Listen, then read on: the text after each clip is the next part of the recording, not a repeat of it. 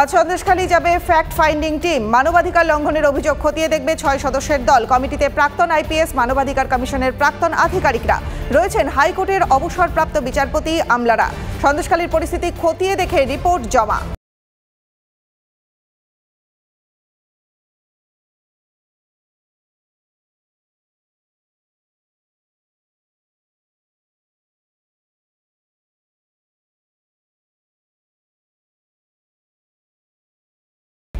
সন্দেশখালী শান্ত রাখতে মরিয়া police. ADG দক্ষিণবঙ্গের নেতৃত্বে বেড়মুজুরে এরিয়া ডমিনেশন। কাঠপোলে বসলো সিসিটিভি।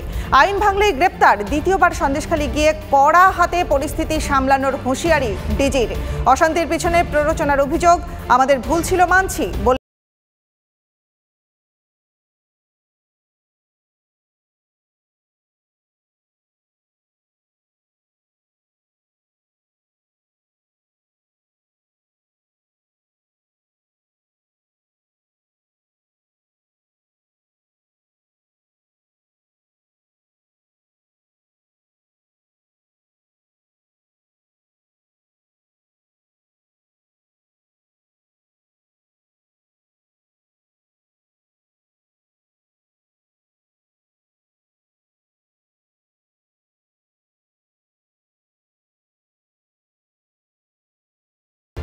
লোকসভা ভোটে তৃণমূল এখনো প্রার্থী তালিকা ঘোষণা করেনি, কিন্তু ঘাটাল পৌরসভা কেন্দ্র দেবকে তৃণমূল প্রার্থী বলে উল্লেখ করে দেওয়ার লিখন শুরু হয়ে গেছে।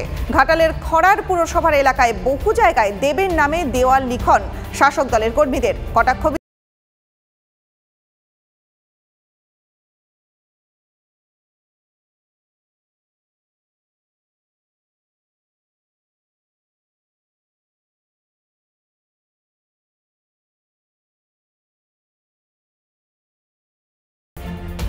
রাজ্যে জাতীয় নির্বাচন কমিশনের ফুল বেঞ্চ আসার দিন বদল। ৪ তারিখের বদলে ৩রা মার্চ বাংলায় কমিশনের ফুল টিম।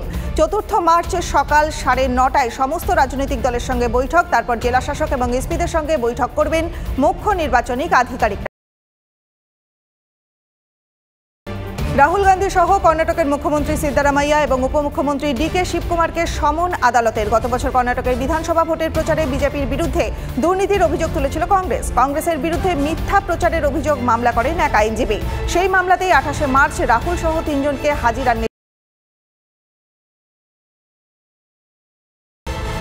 দিল্লি হাইকোর্টে জোর ধাক্কা মহুয়া মৈত্রের। ইডির বিরুদ্ধে মহুয়ার অপপ্রচারের অভিযোগ খারিজ আদালতের। তদন্ত প্রক্রিয়ায় অনেক গোপন তথ্য সংবাদ মাধ্যমে প্রকাশিত হচ্ছে। এই অভিযোগে মামলা করেন মহুয়া। মহুয়া মৈত্র পরিচিত মুখ। খবরে কোনো বাধা নেই। পর্যবেক্ষণ।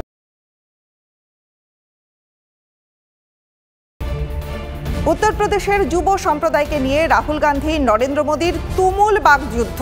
সম্প্রতি লখনৌ ও প্রয়াগরাজে পুলিশের নিয়োগ পরীক্ষায় প্রশ্ন ফাঁসের অভিযোগে প্রতিবাদ দেখান বহু তরুণ। সেই ছবি সোশ্যাল মিডিয়ায় পোস্ট করে কেন্দ্রকে আক্রমণ করেন রাহুল গান্ধী। পাল্টা কংগ্রেস নেতাকে যুবরাজ বলে কটাক্ষ নরেন্দ্র মোদী। লোকসভা ভোট যত এগিয়ে আসছে ততই বাড়ছে ইন্ডিয়া জোটের জট। আসন সমঝোতা নিয়ে নিজেদের অবস্থানে অনড় তৃণমূল। তারপরও বাংলায় আসন বন্টন নিয়ে আশাবাদী কংগ্রেস নেতা। আসন ভাগাভাগি নিয়ে মমতার সঙ্গে কথাবার্তা চলছে। আলোচনার দরজা এখনো বন্ধ হয়নি। মন্তব্য জয়রাম রমেশ। পিচ তৈরি যারা করেন সেই কিউরেটরদের কাজ এতদিন করতেন পুরুষরাই। সেখানে পা রাখলেন এক মহিলা। দেশের প্রথম মহিলা পিচ কিউরেটর জাসিন্থা কল্যাণ।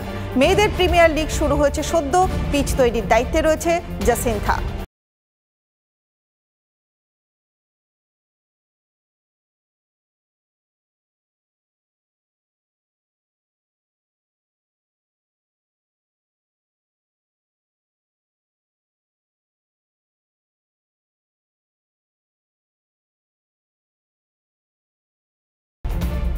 অবশেষে সম্মান ফেরালেন জো রুট। এবারে ভারত সফরে খারাপ সময়ের মধ্যে দিয়ে যাচ্ছিলেন সেই জো রুটের ব্যাটে খরা কাটল অবশেষে। রাঁচি সেঞ্চুরি করলেন রুট। সব মিলিয়ে ক্যারিয়ারে ৩১তম টেস্ট সেঞ্চুরি। ভারতের বিরুদ্ধে করলেন ১০ম সেঞ্চুরি।